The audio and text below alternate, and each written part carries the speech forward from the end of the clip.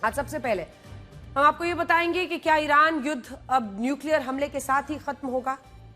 कल राष्ट्रपति ट्रंप ने ट्रूथ सोशल पर यह दावा किया था कि अमेरिका और ईरान के बीच अच्छी बातचीत चल रही है, दोनों देशों के बीच बहुत जल्द एक डील भी हो जाएगी। लेकिन इसी पोस्ट के सिर्फ 12 घंटे बाद राष्ट्रपति ट्रंप ने एक वीडियो पोस्ट किया जो ईरान के इस्फहान शहर का बताया गया।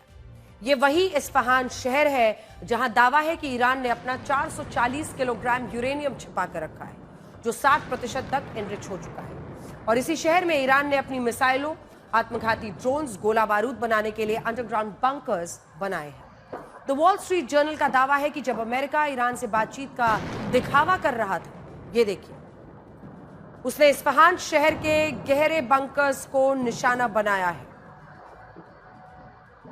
ये वीडियोस इस बात का प्रमाण है कि अमेरिका पीछे हटने को तैयार नहीं है। अमेरिका एक तरफ बातचीत के भी मुद्दे को सामने रखता है, लेकिन दूसरी तरफ इस्फहान, उसके न्यूक्लियर शहर पर कितना बड़ा हमला। और ये वीडियो किसी और ने नहीं, खुद डोनाल्ड ट्रंप ने पोस्ट किया।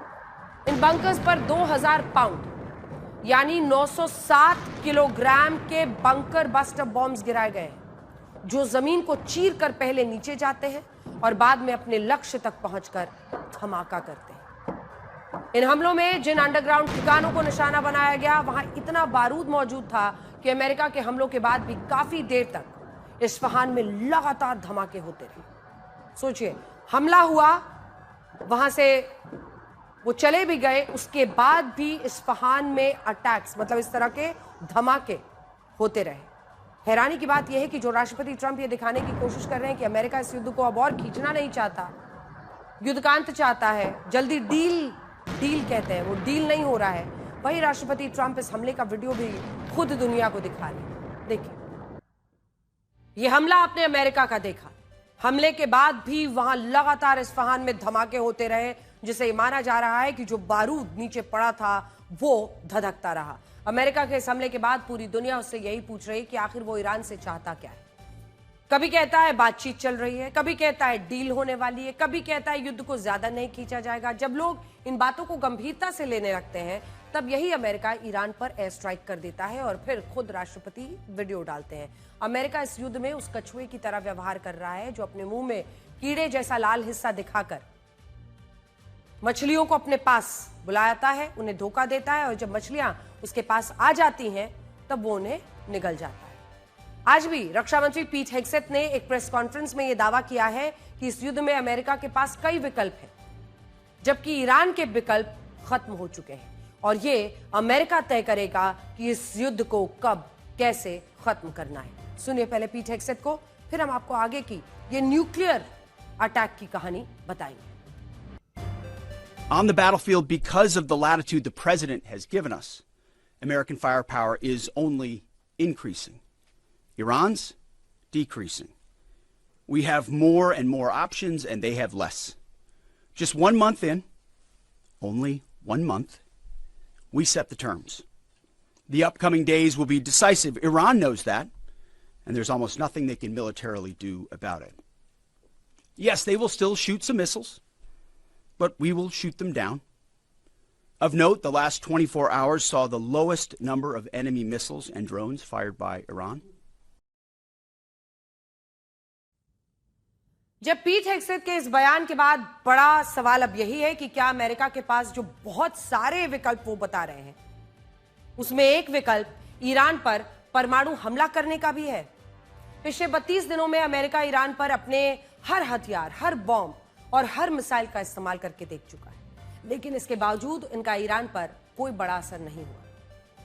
ईरान ने अपने शीर्ष नेताओं को खोने के बाद भी अमेरिका के खिलाफ इस युद्ध में हार नहीं मानी और आज भी इस्फहान में हुए हमलों के बाद ईरान पलटवार की धमकी दे रहा है और यहीं से एक बड़े खतरे की आशंका पैदा होती है। यह बड़ा खतरा है परमाणु हमले का।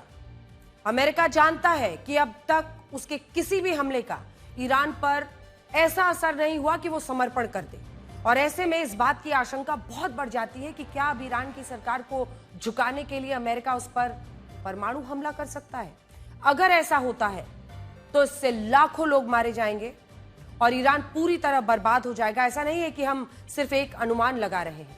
संयुक्त राष्ट्र के साथ काम करने वाले एक डिप्लोमैट मोहम्मद सफा, जिनकी तस्वीर आप इस वक्त स्क्रीन पर देख रहे हैं, मोहम्मद सफा ये कहते हुए अपने पद से यूएन से उन्होंने इस्तीफा दे दिया है कि संयुक्त राष्ट्र में लगातार ये चर्चा हो रही है कि अमेरिका ईरान पर न्यूक्लियर बॉम्ब गिरा सकता है। मोहम्मद सफा के मुताबिक ईरान पर परमाणु हमले का खतरा अब ज्यादा दूर नहीं है। संयुक्त राष्ट्र भी इसे रोकने के लिए कुछ नहीं कर रहा है। मोहम्मद सफा उस पेट्रियोटिक विजन नाम के एनजीओ का हिस्सा है जिसे संयुक्त राष्ट्र में स्पेशल कंसल्टेटिव स्टेटस मिला हुआ है। इसी एनजीओ की तरफ से मोहम्मद सफा एक सलाहकार की भूमिका में संयुक्त राष्ट्र से के साथ काम करते हैं और संयुक्त राष्ट्र में होने वाली चर्चाओं का हिस्सा बनते हैं। लेकिन अब इनका दावा है कि अमेरिका इस युद्ध में ईरान को हराने के लिए बहुत जल्द उस पर न्यूक्लियर बॉम्ब गिराने वाला है और ये कोई मामूली बात नहीं है। लेकिन हम बता दें आपको, ये मोहम्मद सफा का दावा है और मोहम्मद सफा के दावे के हिसाब से हम आपको ये पूरी खबर बता रहे हैं, क्योंकि इसी आधार पर उन्होंने रिजाइन किया है। वेस्टर्न मीडिया भी इस पूरी खबर को लेकर बहुत चर्चा कर रहा है और इसी वजह से अमेरिका से लेकर यूरोप तक इस मुद्दे पर एक बड़ी बहस छिड़ गई है कि क्या वाकई अमेरिका इस दौर में न्यूक्लियर हमले की सोच भी सकता है।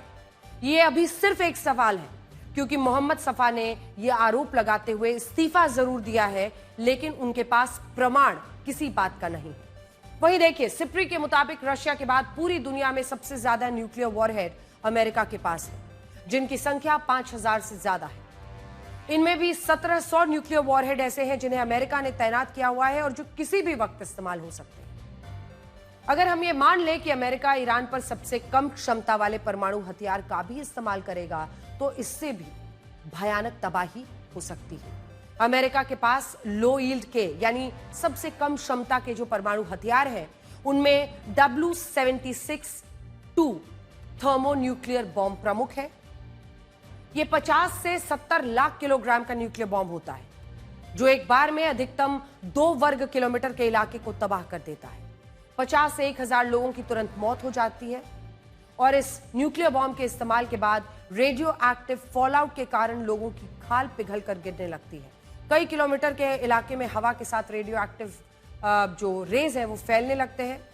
लाखों लोग इसकी चपेट में आ सकते हैं। जापान के हिरोशिमा शहर पर अमेरिका ने लिटिल बॉय नाम का जो न्यूक्लियर बॉम्ब गिराया था, वो 15 किलोटन यानी 1.5 करोड़ किलोग्राम का था, जिसमें 1,40,000 लोग मारे गए थे।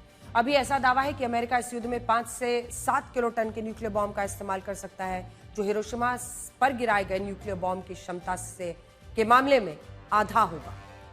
अगर अमेरिका ऐसा वाकई में करता है तो इसके पीछे 3 बड़े कारण होंगे। पहला, अपने वर्चस्व को बनाए रखना, दुनिया को यह बताना कि जो देश अमेरिका से टकराने की भूल करता है उसका अंजाम क्या होता है। दूसरा, इस युद्ध को जल्द से जल्द खत्म करना। ईरान पर अगर एक भी परमाणु हमला होता है तो इससे ईरान के 9 करोड़ लोग डर जाएंगे। वो युद्ध को रोकने के लिए अपनी ही सरकार पर दबाव बनाएंगे और इससे अमेरिका इस युद्ध में खुद को विजेता साबित कर पाएगा। तीसरा, इस हमले से अमेरिका ये बताने की कोशिश कर सकता है कि उसके परमाणु हथियार सिर्फ दिखावे के लिए नहीं है। अमेरिका इनका इस्तेमाल युद्ध में भी कर सकता है और इससे दुनिया के कई देश अमेरिका के दबाव में आ जाएंगे। आगे से कोई भी युद्ध होगा तो उसमें विरोधी देश अमेरिका पर जवाबी हमला करने से पहले 1000 बार सोचेगा। बड़ी बात यह है कि इस मामले में अमेरिका नो फर्स्ट यूज की पॉलिसी को बिल्कुल नहीं मानता। अमेरिका के न्यूक्लियर पोस्चर रिव्यू के मुताबिक सैद्धांतिक रूप से अमेरिका बिना हमले के भी अपने दुश्मन देश पर परमाणु हथियार का इस्तेमाल कर सकता है। इसके अलावा अमेरिका यह भी कहता है कि अगर किसी देश के पास परमाणु हथियार नहीं है तब भी वो इस देश पर परमाणु हमला कर सकता है। इसका मतलब यह है कि अगर राष्ट्रपति ट्रंप ईरान पर परमाणु हथियारों का इस्तेमाल करते हैं तो उन्हें अमेरिका की नीति ऐसा करने से नहीं रोकेगी। लेकिन यहां बड़ा सवाल यही है कि क्या अमेरिका ऐसा करेगा और क्या वाकई अब ऐसी नौबत आ चुकी है कि अमेरिका को ईरान पर न्यूक्लियर बॉम्ब गिराना पड़े। एक बार फिर से आपको बता दें कि दरअसल ये पूरी खबर और इसके इर्द गिर्द स्पेकुलेशन तब बढ़ी जब यूएन में काम कर रहे एक एनजीओ के सदस्य ने आज इस्तीफा दिया। उनकी तस्वीर हम फिर से एक बार दिखा दें, क्योंकि उन्होंने आज ये कहते हुए इस्तीफा दिया कि संयुक्त राष्ट्र में सबसे ज्यादा चर्चा मोहम्मद सफा के हिसाब से इसी मुद्दे पर हो रही है कि क्या अमेरिका अब ईरान पर न्यूक्लियर हमला कर सकता है। और उनके इस इस्तीफे के बाद इसके इर्द गिर्द स्पेकुलेशन और चर्चाएं तेज हो गई हैं। राष्ट्रपति ट्रंप ने डेडलाइन तो पहले ही दिया था, शुरुआत में कहा था कि वो युद्ध से 4 से 6 हफ्तों तक ये युद्ध चलेगा। 4 से 6 हफ्तों का मतलब है 28 से 42 दिन। अब आज इस युद्ध को 32 दिन पूरे हो रहे हैं और अब राष्ट्रपति ट्रंप ने इस युद्ध को खत्म करने की जो डेडलाइन रखी थी उसमें सिर्फ 10 दिन बाकी है। मौजूदा वक्त में हालात ऐसे हैं कि यह युद्ध 10 दिन में खत्म होता हुआ तो नजर नहीं आ रहा।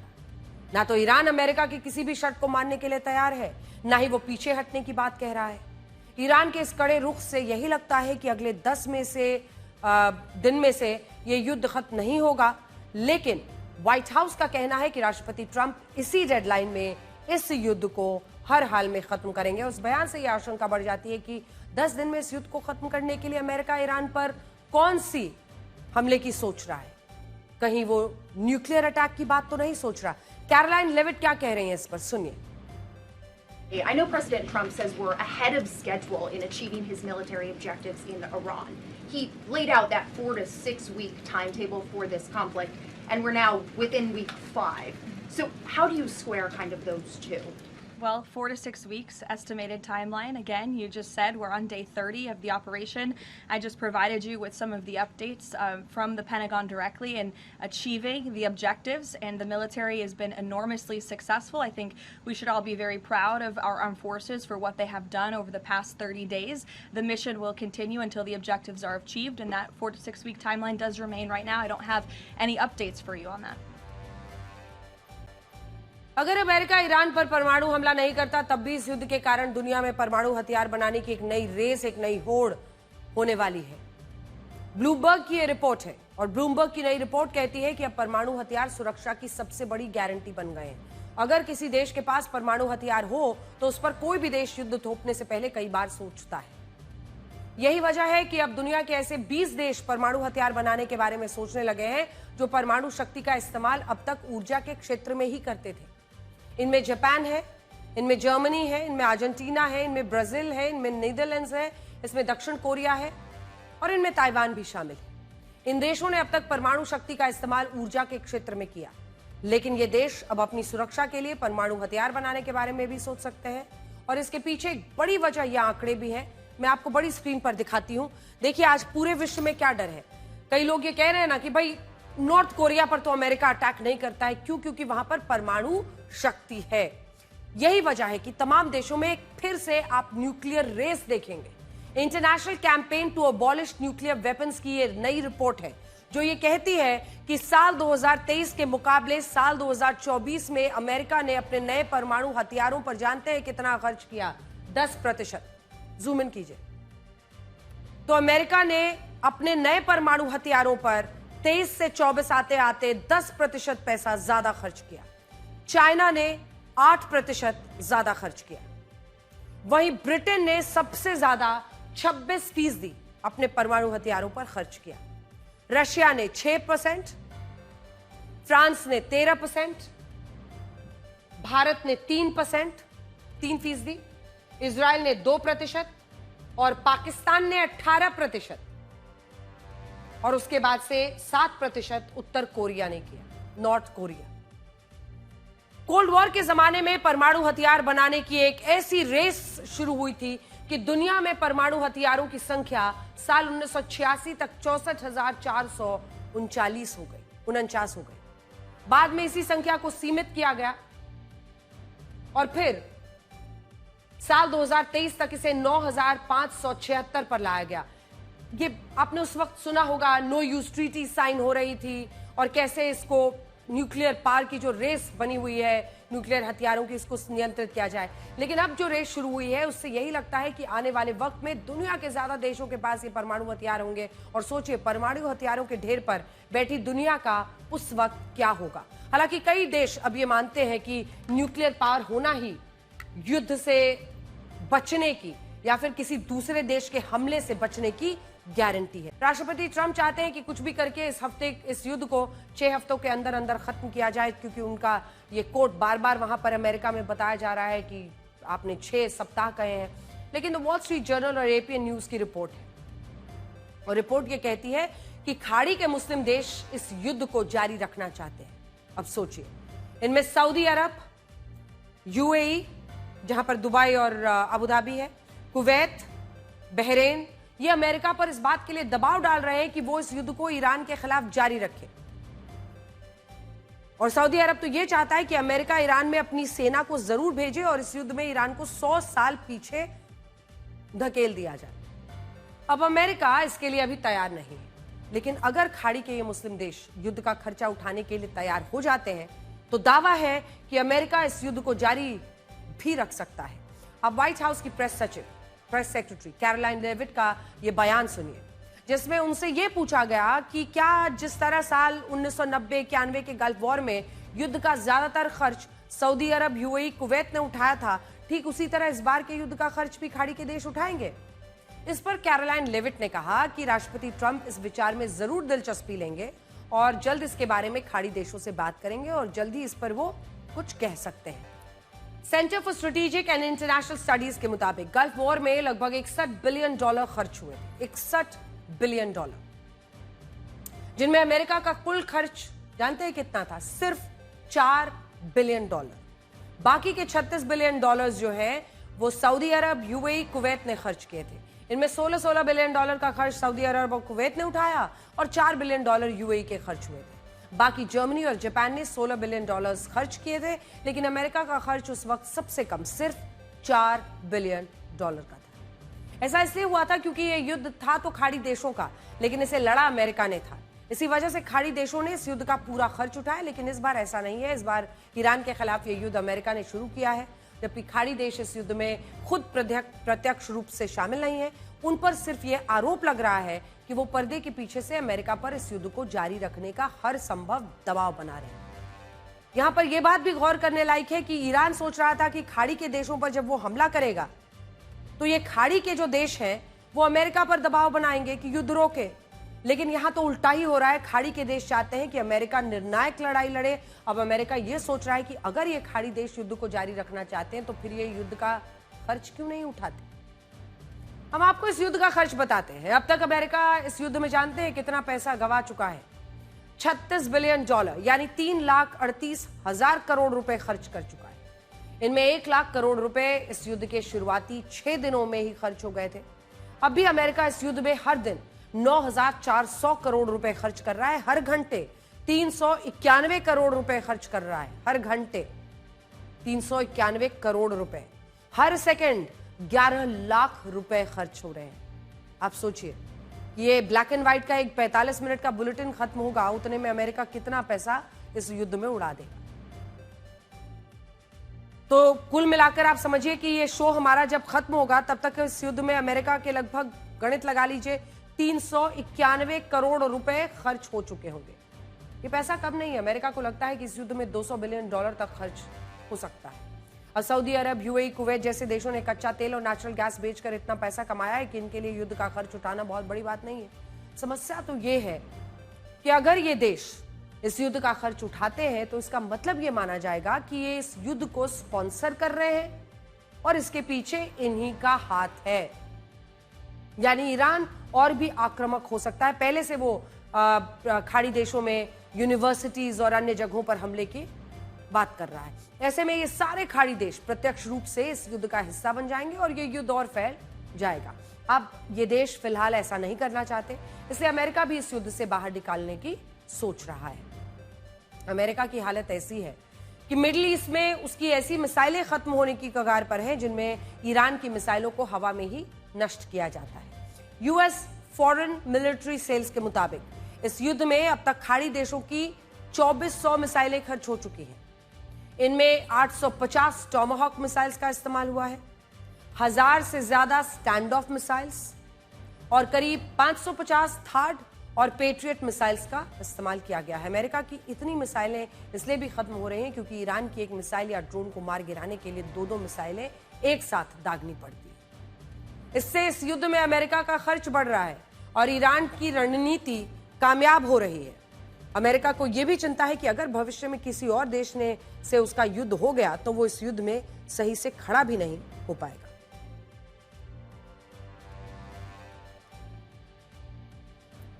अमेरिका पूरे साल में सिर्फ 650 पेट्रियट मिसाइल्स, 100 टॉमाहॉक मिसाइलें और 850 स्टैंड ऑफ मिसाइलें ही बना सकता है, जिसका सीधा सा मतलब यह है कि अमेरिका की मिसाइल क्षमता इस युद्ध के कारण कमजोर हो रही है। इनमें भी टॉमाहॉक मिसाइलों की घटती संख्या अमेरिका के लिए सिरदर्द बन गई है।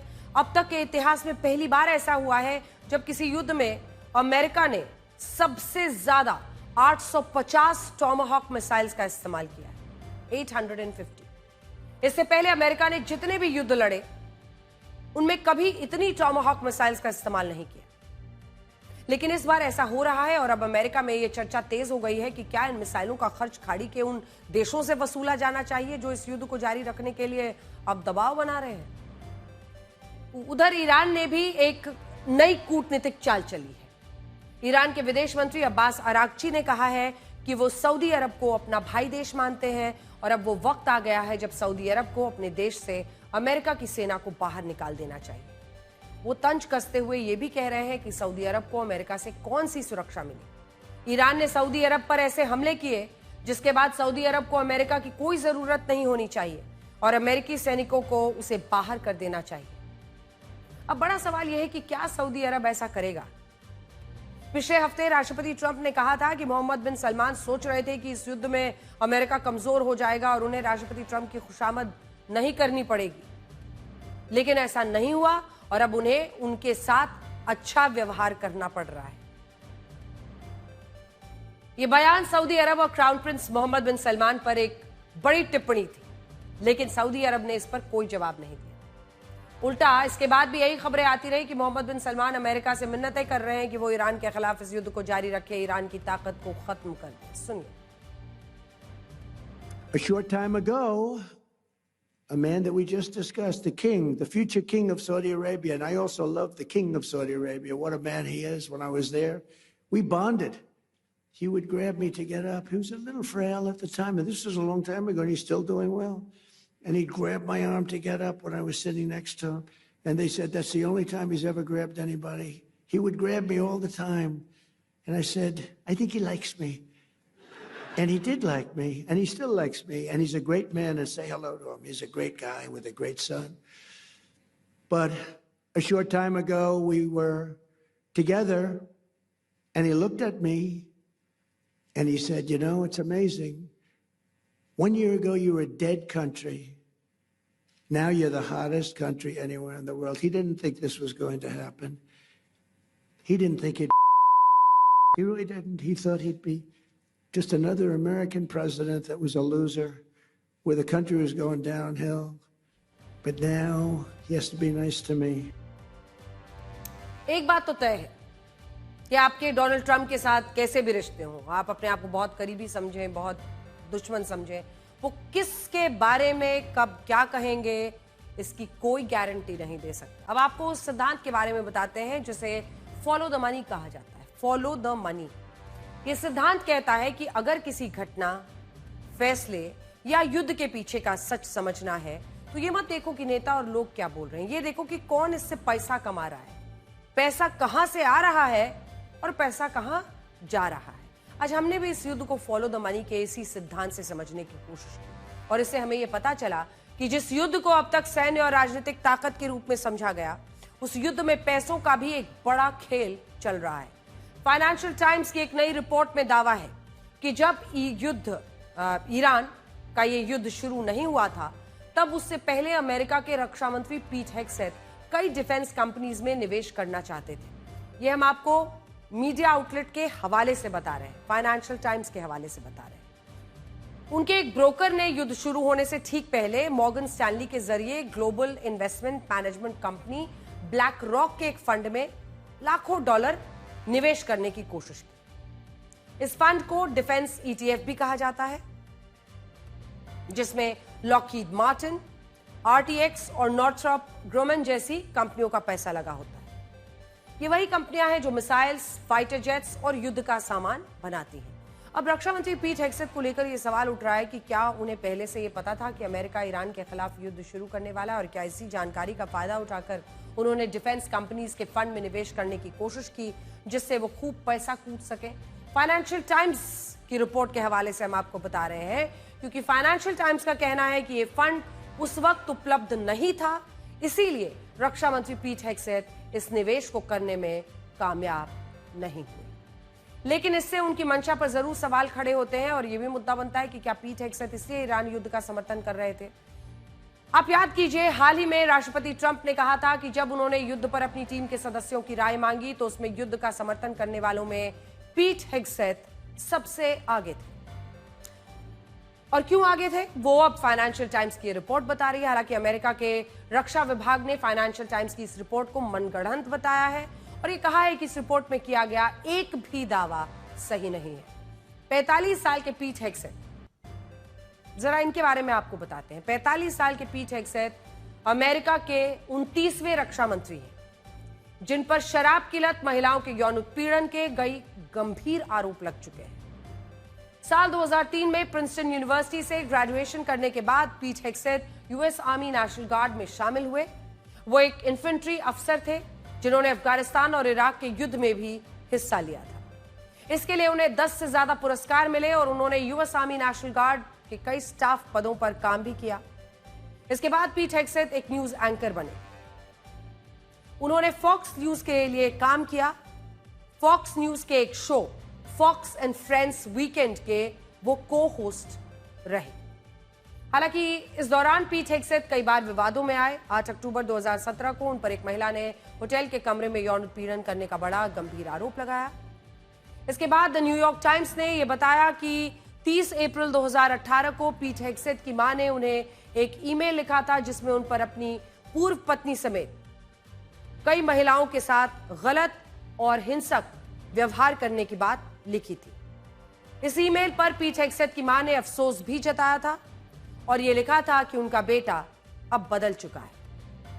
पिछले साल 14 जनवरी 2025 को सेनेट की एक समिति ने पीट हेग्सेथ से कई कुछ मुद्दों पर पूछताछ की, जिसमें एक मुद्दा था कि क्या वो अब भी बहुत ज्यादा शराब पीते हैं। 24 मार्च 2025 को दी अटलांटिक की रिपोर्ट में यह बात सामने आई कि पीट हेग्सेथ ने येमेन में हूती के खिलाफ सैन्य कार्रवाई की जानकारी सिग्नल चैट के एक ऐसे ग्रुप में भी साझा की थी जिसमें उनकी पत्नी, उनके वकील, उनके भाई शामिल थे। तो इसी को लेकर अमेरिका में कई सवाल उठाए जा रहे हैं कि क्या पीट हेग्सेथ को अमेरिका का रक्षा मंत्री होना चाहिए, नहीं होना चाहिए, पद के लिए सही उम्मीदवार है।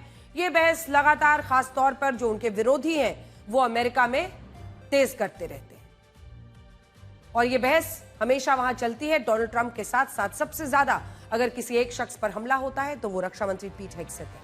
पीट हेग्सेथ ने कई किताबें भी लिखी हैं जिनमें in the arena, American Crusade, Modern Warriors, Battle for the American Mind and the War on Warriors को खूब सराहा गया। लेकिन इसी दौरान यह भी कहा गया कि वो व्हाइट नेशनलिज्म के कट्टर समर्थक हैं। जनवरी 2021 में जब तत्कालीन राष्ट्रपति जो बाइडेन का शपथ ग्रहण समारोह हुआ था तब उससे पीट हेग्सेथ को हटा दिया गया था। इसका कारण यह था कि पीट हेग्सेथ के सीने पर जेरूसलम क्रॉस का एक टैटू बना हुआ है। यह प्रतीक चिन्ह चारों दिशाओं में ईसाई धर्म के विस्तार का प्रतीक माना जाता है, जो क्रूसेड्स के धर्म युद्ध में इस्तेमाल हुआ था। यह वही धर्म युद्ध था जिसमें ईसाई और मुस्लिम धर्म के बीच खूनी संघर्ष हुआ था। और सोचिए, ऐसे प्रतीक चिन्ह का अपने ऊपर उनका टैटू है। और पीट हेग्सेथ आज अमेरिका के रक्षा मंत्री हैं। बहुत सारे लोग कहते हैं कि जो व्यक्ति चारों तरफ ईसाई धर्म के विस्तार की बात करता है वो रक्षा मंत्री बनकर इस्लामिक देश ईरान के खिलाफ युद्ध का समर्थन नहीं करेगा तो क्या करेगा। हालांकि पीट हेग्सेथ की आप इन तस्वीरों को भी देखिए जिन्होंने इस युद्ध के बीच मिडिल ईस्ट में जाकर अमेरिकी सैनिकों से मुलाकात की है और उन्होंने उनका हौसला बढ़ाया है। और ये बड़ी बात है, वो ऐसी कमरों में बैठकर सिर्फ जो जहां पर डिबेट्स चल रही हों, जो एसी कमरे हैं, वहां बैठकर इस युद्ध का विश्लेषण नहीं कर रहे हैं, बल्कि युद्ध क्षेत्र में जाकर अपने सैनिकों से मिल भी रहे हैं। इस वक्त ईरान से एक और बड़ी खबर ये आ रही है कि इस्लामिक रेवोल्यूशनरी गार्ड कॉर्प्स ने अमेरिका के खिलाफ एक नई हिट लिस्ट निकाल दी है। प्रेस टीवी के मुताबिक IRGC ने यह ऐलान किया है कि वो अमेरिका और इजराइल के हमलों का जवाब देने के लिए खाड़ी देशों में मौजूद अमेरिका की 18 कंपनियों के दफ्तरों और कॉम्प्लेक्स को निशाना बनाएगा। इन कंपनियों में उसने नाम लिया है माइक्रोसॉफ्ट, एप्पल, गूगल, इंटेल और बोइंग जैसी कंपनियां शामिल हैं। IRGC ने कहा है कि ये हमले तेहरान के समयानुसार 1 अप्रैल को रात 8 बजे से किए जाएंगे और इस धमकी में ये भी लिखा है कि जो लोग इन कंपनियों के दफ्तरों के आसपास रहते हैं उन्हें 1 किलोमीटर के दायरे से बाहर चले जाना चाहिए। IRGC की यह धमकी बता रही है कि अब ईरान इस युद्ध को एक नए चरण में ले जाना चाहता है जहां अमेरिका की टेक कंपनीज भी उसके निशाने पर होंगी और ये पूरे विश्व के लिए खतरे की घंटी है। यहाँ द इकोनॉमिस्ट की रिपोर्ट भी काफी महत्वपूर्ण है जो ये कहती है कि अब ईरान की कमान IRGC के हाथों में ही चली गई है। शीर्ष नेताओं की हत्या, सुप्रीम लीडर मुश्तबा खamenei की गैर मौजूदगी में पूरे ईरान का कंट्रोल अब ईरान रेवोल्यूशनरी गार्ड कॉर्प्स के हाथों में है, यानी IRGC के हाथों में है। अब तक IRGC का काम होता था ईरान के शीर्ष नेतृत्व के आदेश को मानना, इस्लामिक शासन की हर हमले से रक्षा करना, लेकिन अब क्योंकि अमेरिका और इजराइल ने ईरान के इस्लामिक शासन के सभी शीर्ष नेताओं को खत्म कर दिया है और मौजूदा सुप्रीम लीडर मुश्तबा खamenei को भी 28 फरवरी से लेकर आज तक किसी ने भी देखा और सुना नहीं है, इसीलिए IRGC के पास ये सुनहरा मौका है जब वो ईरान की सत्ता को अपने हाथ में ले सकती है। द इकोनॉमिस्ट की ही रिपोर्ट है, उसका दावा है कि जैसे कुछ देशों में सैन्य तख्ता पलट होते हैं वैसे ही ईरान में शीर्ष नेतृत्व के खात्मे से सारी ताकत अब IRGC के हाथों में चली गई है। अमेरिका और ईरान के बीच आज जो कुछ भी हो रहा है वो नया नहीं है। आज हम आपको राष्ट्रपति ट्रंप का साल 1987 का 1987 का एक इंटरव्यू दिखाते हैं जिसमें उन्होंने कहा था कि जब ईरान अमेरिका पर हमला करे तो अमेरिका को ईरान में घुसकर उसके सबसे बड़े तेल टर्मिनल पर कब्जा कर लेना चाहिए और ऐसा लग रहा है कि आज राष्ट्रपति ट्रंप यही करना चाहते हैं। उन्होंने साल 1987 के इस इंटरव्यू को अब ट्रूथ सोशल पर साझा किया और वो भी तब साझा किया जब ये कहा जा रहा है कि अमेरिका ईरान के खार्ग आइलैंड पर कब्जा करने के लिए हजारों सैनिक मिडिल ईस्ट में भेज चुका है। सुनिए, तब वो एक बिजनेसमैन थे, एक बिल्डर थे और उसी दौरान उन्होंने इंटरव्यू में कहा था। अब राष्ट्रपति ट्रंप ने जो बात 39 साल पहले कही थी वो आज उसे हकीकत में बदलना चाहते हैं, लेकिन यहाँ आप ईरान को भी देखिए। ईरान इस युद्ध में एक चट्टान की तरह डटा है, वो वही कर रहा है जो ईरान के पहले सुप्रीम लीडर रुहोल्लाह खamenei ने कहा था। साल 1980 में रुहोल्लाह खamenei ने कहा था कि ईरान एक ऐसा राष्ट्र है जो पहले कमजोर था लेकिन फिर ताकतवर बना। वो ये भी कहते हैं कि उनका देश अल्लाह का देश है जो शहादत की इच्छा रखता है। शहादत की ऐसी इच्छा रखने वाले देश को कोई ताकत हरा नहीं सकती और आज आप देखिए कि ईरान में यही तो हो रहा है। तो हमने आपको डोनाल्ड ट्रंप की 39 साल पुरानी बात सुनाई, अब हम आपको सुनाएंगे कि रुहोल्लाह खamenei ने क्या कहा था। ईरान इस युद्ध को शहादत मान रहा है। वहां शीर्ष नेताओं की हत्या के बाद भी ईरान ना तो झुका है ना रुका है। खamenei ने इस पर तब क्या कहा था, सुनिए।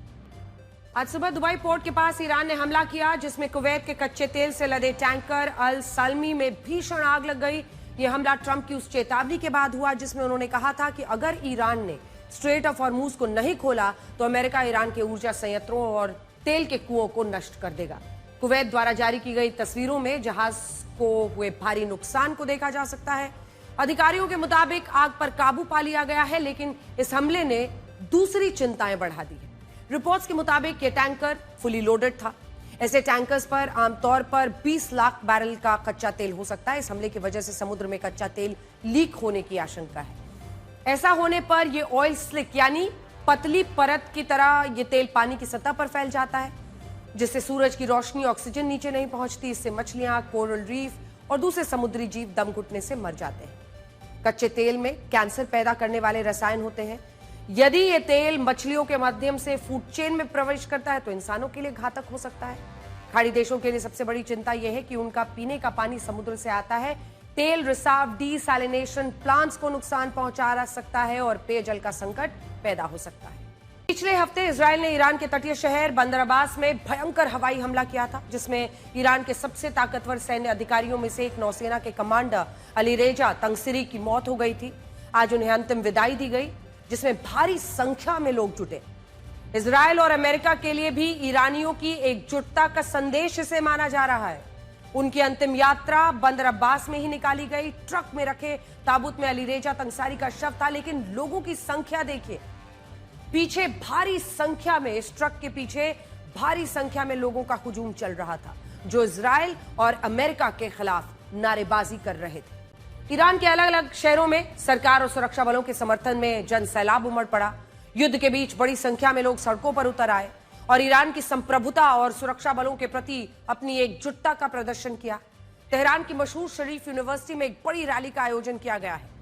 ईरान के सैन्य बलों के साथ कंधे से कंधा मिलाकर खड़े होने का संकल्प लोग ईरान में ले रहे हैं। ईरान के करज शहर में इसी तरह की तस्वीर देखने को मिली और लोगों ने बड़ी संख्या में इकट्ठे होकर मार्च निकाला। देर रात तक चले इस मार्च में लोगों ने सरकार और सशस्त्र बलों के समर्थन में नारे लगाए। इन प्रदर्शनों का मुख्य उद्देश्य था सैन्य और सुरक्षा एजेंसियों का मनोबल बढ़ाना। देर रात ईरान के इस्फहान शहर के हवाई क्षेत्र में 2 अमेरिकी निर्मित MQ-9 रीपर ड्रोन्स में विस्फोट हुआ। फुटेज में रात के अंधेरे में एक जोरदार धमाका और उसके बाद आग का गोला गिरते हुए नजर आया। यह घटना इस्फहान के सैन्य और परमाणु ठिकानों के पास हुई। चश्मदीदों के मुताबिक आसमान में 2 चमकती वस्तुएं एक दूसरे की ओर बढ़ी, जिसके बाद एक भीषण विस्फोट हुआ। बताया जा रहा है इन ड्रोन्स को ईरान ने इंटरसेप्ट कर लिया था और इन्हें नष्ट कर दिया।